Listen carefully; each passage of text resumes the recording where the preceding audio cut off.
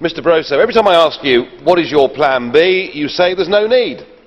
And every time I predict that another country is on the verge of a bailout, you say, no, no, there's no problem. And here we are, on the verge of the second Greek bailout, and you say there is no alternative. We must continue down this route. We must ignore the fact that the Spanish bond markets are telling us that they are going to be next. What a fine mess you've got us into. You have a 100% record for being wrong with every single prediction about the euro, and when you say today that this package will put Greece on the road to growth, oh no it won't, it'll put them on the road to the third bailout, which we'll be discussing in a few short months' time.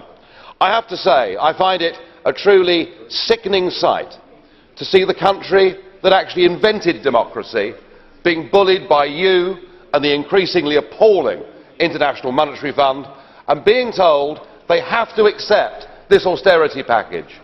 They have to accept cutting their economy to a level that will put them into a total economic depression. They're told there is no alternative to this.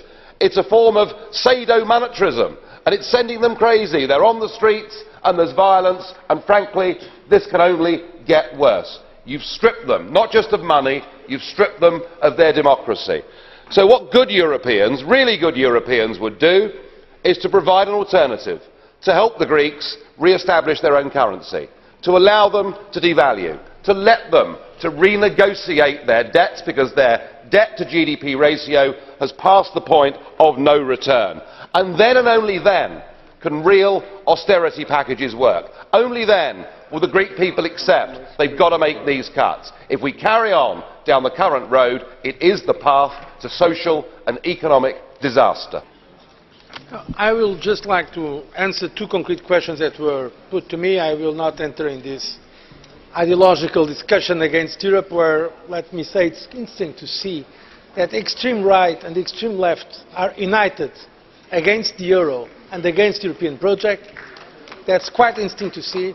That's why I want once again to appeal to all the democratic forces in Europe, in this Parliament, in Greece, to unite in a consensus to do everything that's possible to assure growth and prosperity in Europe.